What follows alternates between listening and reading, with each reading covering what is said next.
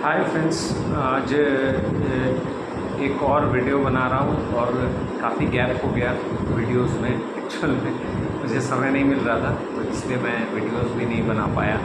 इस बीच में थोड़ा सा काम में व्यस्त ज़्यादा था, तो मौका नहीं मिल पाया। तो खैर, आज के वीडियो में हम लोग ये डिस्कस करने की कोशिश करेंगे कि मार्केट जो अभी हमारी स्टॉक मार्केट है वो कैसी क्या चल रही है। तो बेसिकली बहुत सारी खबरें फ्लोट कर रही हैं, ज़्यादा डिटेल में नहीं जाऊंगा।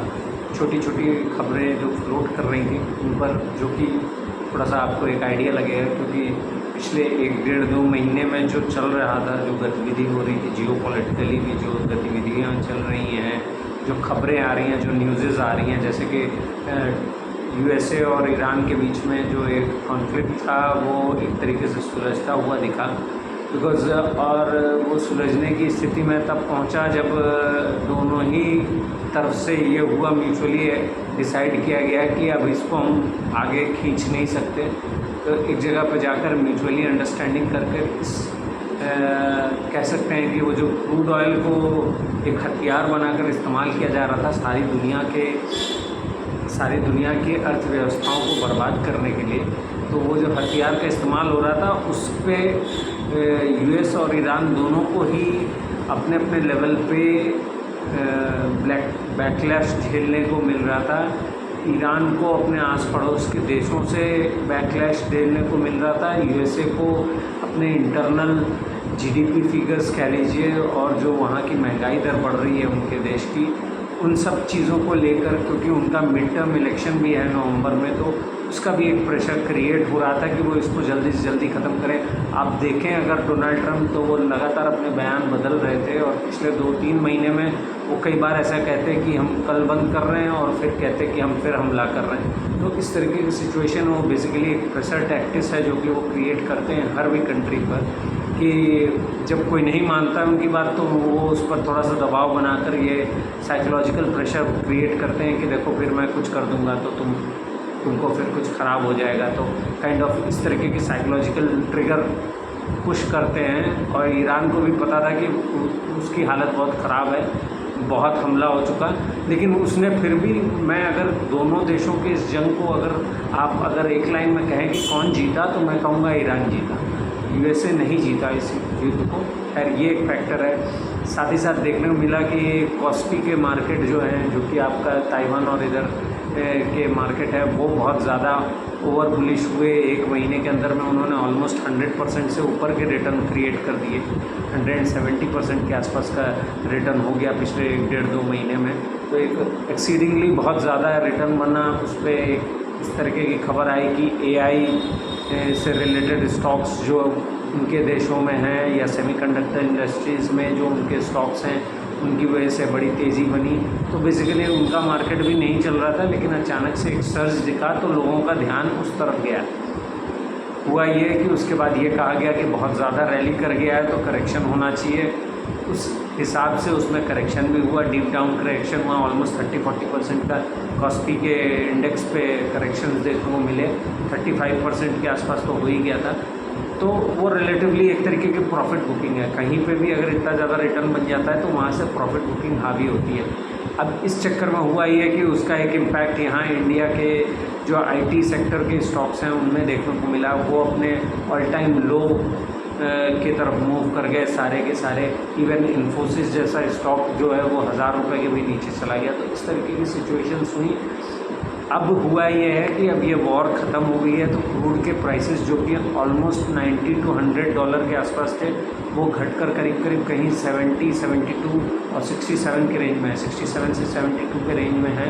एक्सपेक्टेशंस ये है कि ये इन द शॉर्ट टर्म हो सकता है यहीं स्टेबल करें, या हो सकता है थोड़ा नीचे जाएं। एक बार $60 के आसपास भी टच कर जाने के क्रूड की बात है, क्योंकि ऐसा डिसीजन मेकिंग हो रही है। ओपेक की कंट्रीज़ भी अपना प्रोडक्शन बढ़ा रही हैं, ईरान भी अपना प्रोडक्शन बढ़ाएगा। ईरान में जो डिवेस्टेशन, ईरान में और आसपास की खाड़ी के देशों में जो डिवेस्टेशन हुआ है एक दूसरे पे हमला करने की वजह से, उसको रिकवर करने में कहा यह जा रहा है कि उसमें हो सकता है 6 महीने, 1 साल, 1.5-2 साल तक का भी समय लग सकता है। तो सप्लाई तो नॉर्मल हो जाएगी, ये तो बात समझ में आ रही है, लेकिन क्रूड के दाम बढ़ते हुए नहीं दिख रहे।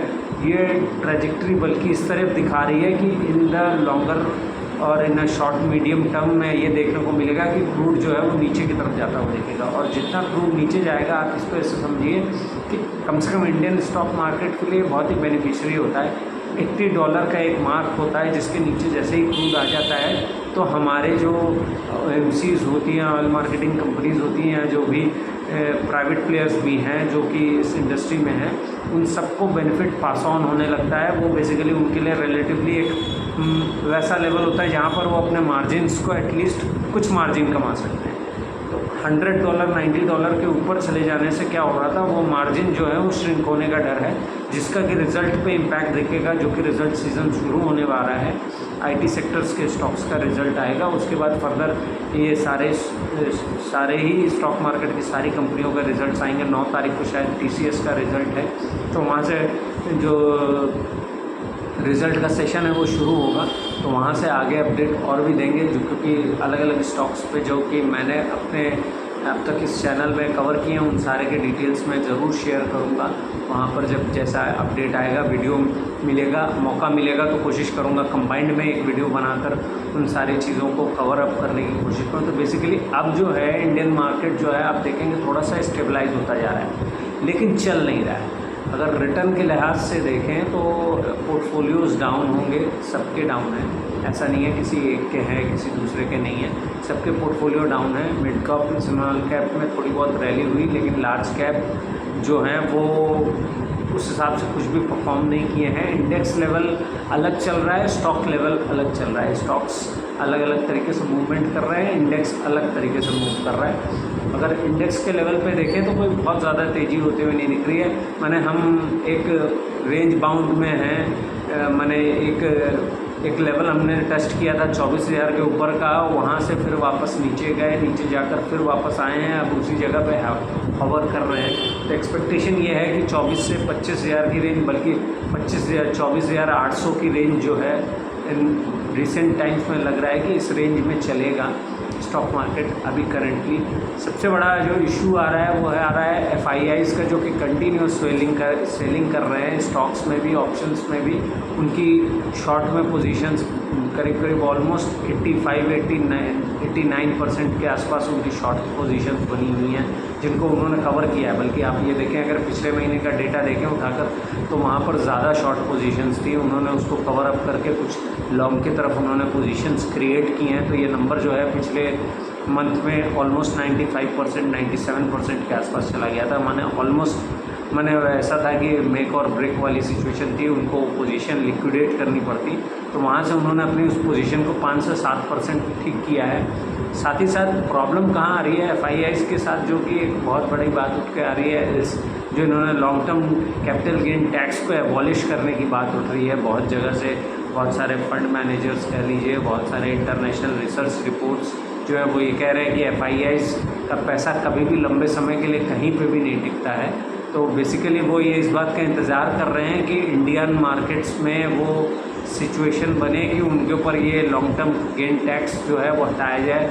आप देखेंगे कि लास्ट मंथ गवर्नमेंट ने बॉन्ड मार्केट के लिए वो उसमें एक रिलैक्सेशन दिया है, वहाँ पर अब वो LCD जो लॉन्ग टर्म गेन टैक्स था उसको ज़ीरो कर दिया है।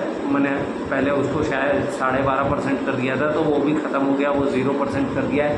तो उसके बाद एक इन्फ्लो देखने को मिला बॉन्ड मार्केट में। तो एक्सपेक्टेशन ये है कि सरकार इस चीज़ को जज करते हुए एक्सपेक्टेशन ये लगाई जा रही है कि अगला शायद मार्केट का ट्रिगर तब बनेगा जब FIIs के लिए जो, या फिर कह लीजिए लॉन्ग टर्म गेन टैक्सेस के जो रेट को या तो कम किया जाए, या फिर उसको FIIs के लिए, फॉरेन डायरेक्ट इन्वेस्टमेंट्स के लिए ख़त्म कर दिया जाए। तो देखते हैं कैसे क्या होता है। अगर सरकार उस पर कुछ डिसीजन करेगी तो फिर FIIs का इन्फ्लोज आना शुरू होगा, तब फिर मार्केट जो है वो एक नए लेवल को टच करता हुआ दिखेगा, जैसे कि एक्सपेक्टेशंस लग रही हैं।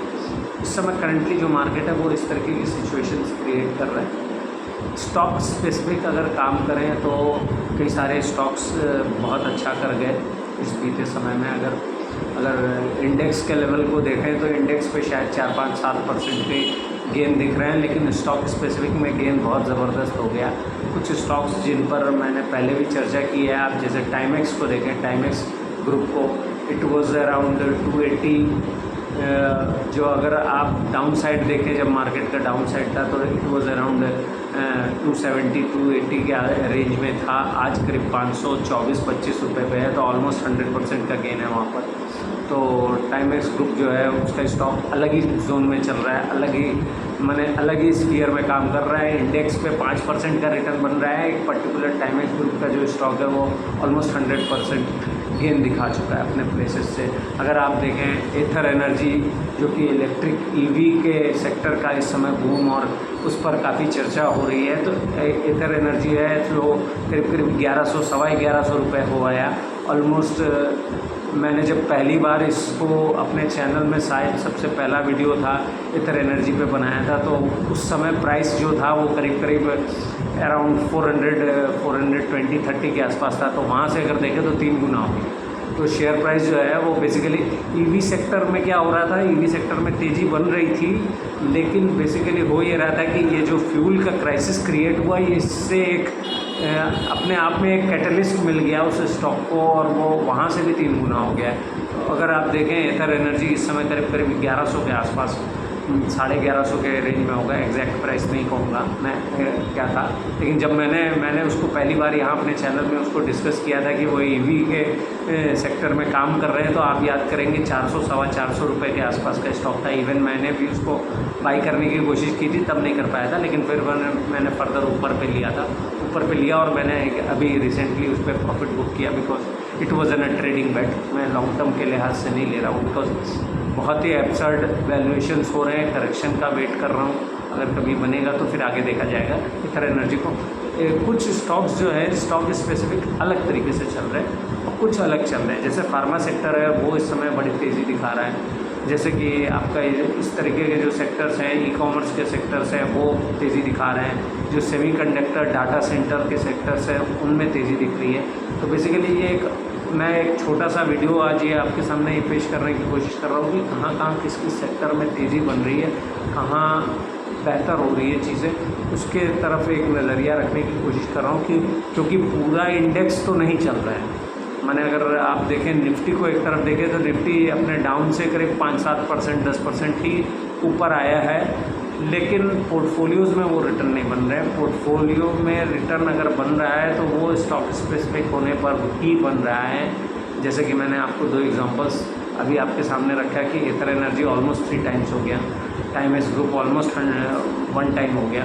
तो अपने बेस लेवल से वो काफ़ी चल चुके हैं। इवन एक और स्टॉक मुझे याद आ रहा है, तो कोई बाई सेल की रिकमेंडेशन नहीं कर रहा हूँ मैं यहाँ पर, मेरे सिर्फ इसको आप एजुकेशनल पर्पस के थ्रू देखिए कि मैं आपको बताने की कोशिश ये कर रहा हूँ कि इंडेक्स अलग चल रहा है और स्टॉक स्पेसिफिकनेस अलग चल रही है। ऑलमोस्ट आप देखें अगर sky gold and diamond stock था जिसको मैंने बताया था, तो जब मैंने उसको आपको सजेस्ट किया था तो almost it was around 300 levels पे था, बल्कि करेक्शन हुआ तो डीप डाउन 240 तक गया। तो मैंने अपनी कुछ उसमें पोजीशंस बनाई थी। अगर आप करंट मार्केट है इस समय का CMP देखें जो है करंट मार्केट प्राइस, तो it is around hovering around almost 560 590 का हाई बनाया उसने, तो वहाँ पर भी ऑलमोस्ट 80-90% का गेन बन रहा है। तो अगर देखें तो स्टॉक स्पेसिफिक अच्छा चल रहा है, ये कंपनियाँ अच्छी कर रही हैं, तो वो अलग चल रहा है, इंडेक्स अलग चल रहा है। तो इस तरीके की इंसाइट्स थी जो कि मुझे लगा कि एक काफ़ी गैप भी हो गया, वीडियो बनाने में मौका भी नहीं मिला, तो काफ़ी चीज़ें को डिस्कस करने का मौका था। इस तरीके की कुछ कंपनियां हैं, ऐसे कुछ बेट्स जो कि जहाँ स्टॉक स्पेसिफिक आपको एक्शन होता हुआ दिखे, तो उन स्टॉक स्पेसिफिक की तरफ देखना ज़्यादा ज़रूरी है। क्योंकि देखिए इंडेक्स आप अगर ETF लेकर चल रहे हैं तब तो आपको इंडेक्स का जब रिटर्न बनेगा तब आपको रिटर्न बनेगा, लेकिन स्टॉक स्पेसिफिक टोटली अलग चल रहा है इस समय। They are trading at another orbit मेरे पास नहीं है। जैसे क्यूपिड है, क्यूपिड को आप देख ले तो क्यूपिड जो है वो ऑलमोस्ट 500 गया था। जब मैंने उसको देखा था तो it was at 67, then it went to 500 something, 500, 550, फिर वहाँ से स्प्लिट हुआ stock and then it went down to almost 55, 67 के रेंज में फिर आया।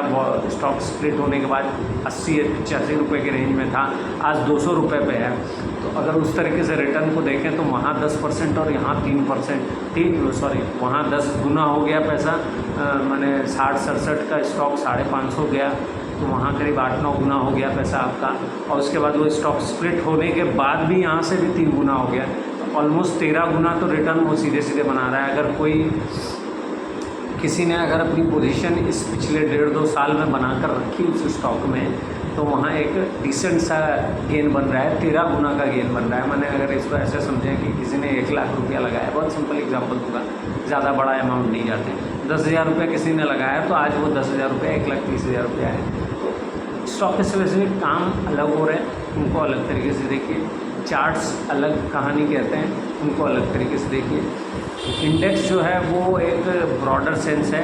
इंडेक्स में जो लार्ज कैप कंपनीज़ हैं उनमें ग्रोथ नहीं है, 2%, 5%, 10%, दैट्स इट। तो उसके हिसाब से प्राइस मूवमेंट हो रही है। तो मार्केट हमेशा फॉरवर्ड लुकिंग देखता है, तो इसीलिए मैं कहूँगा कि स्टॉक स्पेसिफिक पे एक्शंस अलग हो रहे हैं। ये था थोड़ा सा एक कोशिश की है मार्केट का एक आपको करंट व्यू। एक्सपेक्टेशंस हैं कि इस क्वार्टर रिजल्ट्स में ज़्यादातर कंपनियों के रिजल्ट्स जो हैं वो थोड़े से ख़राब होंगे, क्योंकि बिकॉज इस क्रूड का इम्पैक्ट पूरा इस क्वार्टर में आया।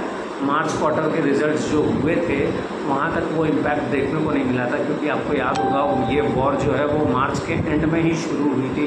करीब 24-25 मार्च के 26 मार्च के आसपास ये वॉर शुरू हुई है। वहाँ से उसका पूरा इम्पैक्ट जो है वो इस क्वार्टर पे आना है, इस क्वार्टर की अर्निंग्स में आना है। तो देखना होगा कैसे क्या रिज़ल्ट होगा। स्टॉक स्पेसिफिक चीज़ें अलग चल रही हैं और इंडेक्स अलग चल रहा है।